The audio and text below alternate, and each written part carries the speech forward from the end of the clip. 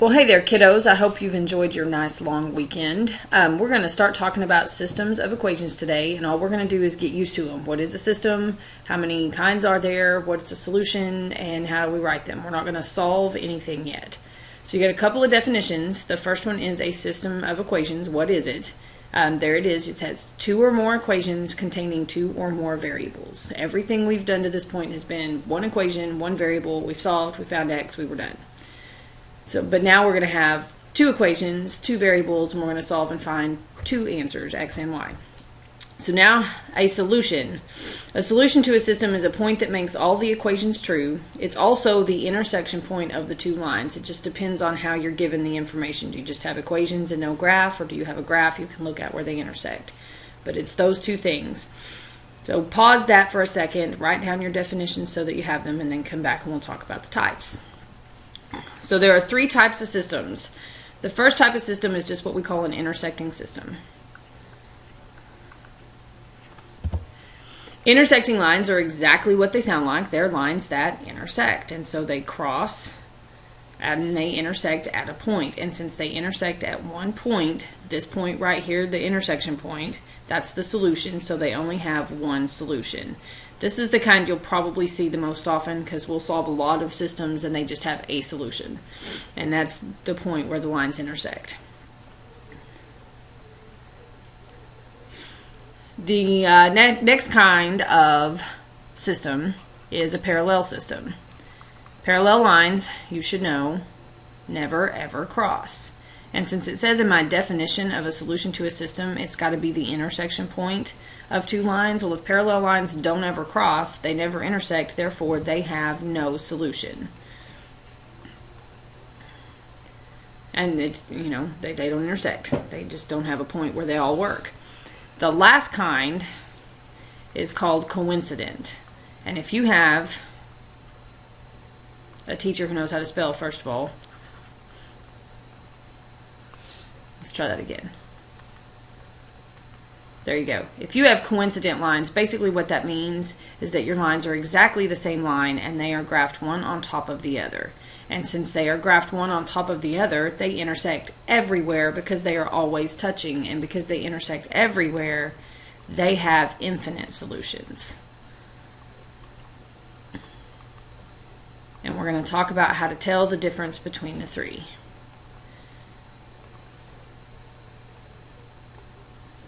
So the first three examples ask you to do just that, determine the number of solutions for each system. Well, the first thing that you have to do before you can determine the number of solutions for a system is you have to, number one, make sure that all of your equations are in this form.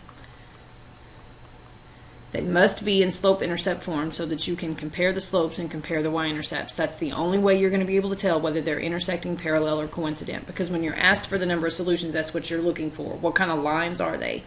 So they've got to be in slope-intercept form. So example 1, they were very nice to you. They already put them in slope-intercept form. You have y equals 2x and y equals 1/2 x minus 3.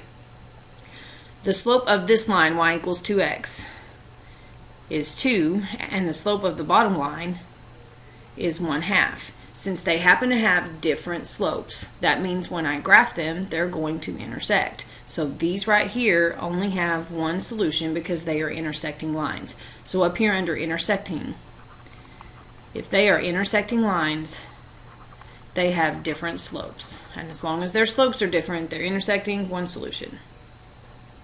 Now look at example number 2. Example number 2, you got two equations. The first one is in slope-intercept form. It's y equals 5x. The slope of that line is 5. The y-intercept of that line happens to be 0 because there's nothing added or subtracted after that 5x, so it's just 0. And I'm comparing y-intercepts here because they're going to become important. So number 2, we've got 1/5 y equals x plus 7. Well, y is not by itself, so it's not in slope-intercept form. I've got to get y by itself, so I have to clear out this 1/5. And if you'll remember from first semester, if I want to clear out that fraction, I'm just going to multiply everything by the denominator of that 1/5. So I cancel out the 5, and so I have 1y left.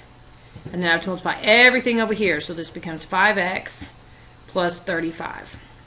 Because I had to multiply both pieces by 5. So now my slope is 5, and my y-intercept is 35. Now, if you'll remember also from first semester when we talked about parallel lines always have the same slope but different y-intercepts because they are in different places on the graph. So these two lines have the same slope. They both have a slope of 5, but they have different y-intercepts. One's 0, one's 35. So they're in different places on the graph, which makes them parallel. So I have no solution. So to tell if two lines are parallel, they must have the same slope but different y-intercepts. And as long as that is happening, you have parallel lines, so you have no solution. So this one has none. Now number 3, you got two more equations. They didn't even come close to putting them in slope-intercept for you. The first one's negative 3x plus y equals negative 1. I've got to get y by itself, so I'm going to add this 3x to both sides. So you've got y equals 3x plus negative 1 or 3x minus 1, however you want to write it. The slope is 3. Your y-intercept is negative 1. Now the bottom equation, 6y equals 18x minus 6, I'm going to divide everything by 6 to get the y by itself. So now I have y equals 3x minus 1. So you have a slope of 3, and again, a y-intercept of negative 1. And if you just compare the equations, 3x plus negative 1, 3x minus 1, they are exactly the same. They are the same equation, which makes them coincident lines because they have the same slope and they have the same y-intercept, which puts them in exactly the same place on the graph. They are overlapping, so this one has infinite solutions. So now that we know how many solutions something has, we're going to first now go test and see if something really is a solution. We want to know if it's an answer. And according to our definition, a solution is the point that makes all equations true. So if I plug it in, it makes all of the equations that are in that given solution true. It makes them work. So that's how we're going to test it. So like number 4, they gave us a point, 5, 2, and then they gave us 2 equations, and they want to know, is it a solution? Well, the only way it's a solution is if I plug this point into both of these equations, and it makes both of them work. So that's what we're going to do. We're going to plug in this 5, 2, and we're going to do it one equation at a time. So we'll do the top equation first. I'm going to do it out to the side over here where I have room. So we have 2/5, x happens to be 5, minus y, which is 2, and when I'm done, it better equal 0. If it doesn't equal 0, then it doesn't work. Well, when I multiply this 2/5 times 5, my 5's cancel, so I end up with 2 minus 2 equals 0, and last time I checked, 2 minus 2 really was 0. So that one works. So now that I know the top equation works, that point plugs into that equation, makes it true. I have to check the second one, so we'll check the second one. 3 times x, which is 5, minus 2, and it needs to equal 13. Well, that's 15 minus 2, and last time I checked, 15 minus 2 really was 13. So that one also works. Since when I plug this point into this equation I get 0, into this equation I get 13, both equations are true, yes, that will be a solution. So what that tells me is if I graph these, they're going to intersect at that point, 5, 2. That's where their intersection point will be. So let's check another one. Let's check number 6 down here, the one with everybody's favorite kind of number, a fraction. So down here, we're going to plug in this point into these 2 equations and see what happens. So the top equation, y happens to be 0.3, and then x happens to be 1/6, and so I need to plug that in, and it needs to equal 9 when I'm done. So I have 0.3, and when I do 3 times 1/6, I end up with 3/6, which happens to be 1/2, which is 0.5, equals 9. And so then I'm going to add those up, 0.3 plus 0.5. Last time I checked, that was not 9. Okay, I believe that's 0.8. 0.8 does not equal 9. It does not work for this one. Since it doesn't work for one of the equations, then automatically it's not a solution because it doesn't make all equations true. So this one is a no. You're done. So what you should do before you come to class tomorrow is you need to try number 5. Check it, see if it works, see if you have a solution, and we'll make sure that we have that as part of our lesson for tomorrow. Just make sure you have it done. So let's write some systems. So we have question number 7 here about Robert and Quinita going buying the fruit baskets. They give you a pretty little picture of how much they bought and how much they were worth, and we're going to set up a system to figure out how much one apple and one pear are. That's all we're going to do. Well, I know my two things. The two things I don't know are the cost of an apple and the cost of a pear. So the first thing I've got to do is define my variables. That's what these let statements are. So we're going to write these let statements. It's exactly what it sounds like. We're going to say let A equal apples. This is telling you, when you look at it, what your variables stand for, and it's telling me, when I look at it, what those variables stand for. Then we're also going to let P equal pears. This is an important step, because if you're just using x's and y's, it's real easy to get lost and confused as to what x is and what y is when you have more than one thing going on in the equation. So this first equation, it looks like I have 1, 2, 3, 4, 5, 9 apples. So I have 9 apples and 5 pears, and it says that that total was $5.25. There's the equation. The next equation over here, I have 7 apples and 4 pears is $4.10. That's your system of equations. That's what it would look like. We are not going to solve this. That's not the point of today. You're done. So let's look at number 8.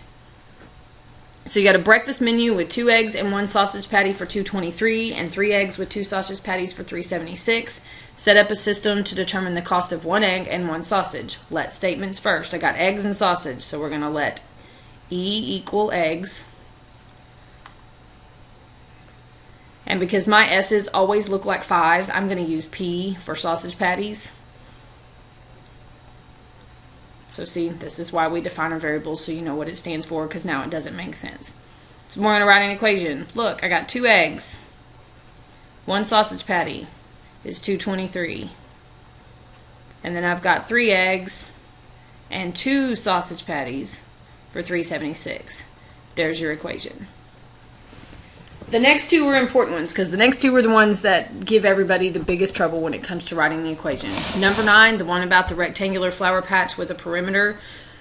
We always have trouble writing these kinds of systems because everybody always forgets what the formula is for the perimeter of a rectangle. So let's just look at what we have. You got a rectangular flower patch, has a perimeter of 48 feet. We know that the length of the garden is 2 feet more than twice the width.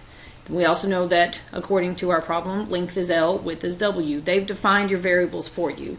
We can still write it down so that we have our let statements. We're going to let L equal length and W equal width. And then we're going to write our system. Okay? First thing we know, the length of the garden is 2 feet more than twice the width. This is the equation 99% of kids can get. We can write this one. We know that the length is 2 feet more than twice the width. That equation does not tend to bother everybody. It's the next equation that always gives people the most grief, because they see this one, this is written in words, they know to write it. The next one, we know that the perimeter is 48 feet. We also know that it's a rectangle. So we've got to go back to 7th grade, maybe even before that, and remember our perimeter equation for a rectangle, which happens to be 2L plus 2W. And in this case, that perimeter is 48 feet. 99% of kids forget this part of the system because they do not remember how to write the formula for the perimeter of a rectangle. That's all they're asking for. Use the perimeter formula, write it down, set it equal to what it says it equals. There's your system of equations. The last one involves money. And anytime we're dealing with all kinds of money and we have a collection of things and then a collection of things and they equal a value, these equations also tend to give everybody trouble. So I got a collection of dimes and nickels that's worth $4.70, and I know I have 60 total coins. We got to find out how many of each there are. So when we write these kinds of systems, you have 2 different equations. One for the total number of things, in this case it happens to be coins. And then you have another equation for the total value of the things, so it involves the monetary value. So let's just deal with the total coins. I know there are 60 of them. I also know that there are quarters and dimes. So let's define, I'm going to let D equal dimes. Oh, it's not quarters and dimes, it's nickels and dimes, sorry. And I'm going to let N equal nickels. So I have my variables defined, I know what's what. So I know that my dimes plus my nickels has to be 60 coins. Since I'm only dealing with how many there are, I do not care that a dime is 10 cents. That affects the number of coins not at all. So it doesn't matter that a dime is worth 10 cents. I just have dimes and nickels and there's 60 of them. That's all that that means. The total value is where I start to care that a dime is worth 10 cents. Because now I'm dealing with the value of the coins. So 10 cents of dimes and 5 cents. Please make sure you use 5 cents and don't do this. If you put 0.5 and not 0.05, you're telling me that a nickel is worth 50 cents. So please make sure you use the appropriate value. So I've got 5 cents for my nickels, and altogether it's $4.70 because that's what it said in the problem is how much they were worth. So you have one for just the total number of things, one for the total value of the things. To keep them separate, don't mix them up. So that is systems of equations, what they are, how to write them, how to find out all the fun stuff. We'll practice this tomorrow, and I will see you then.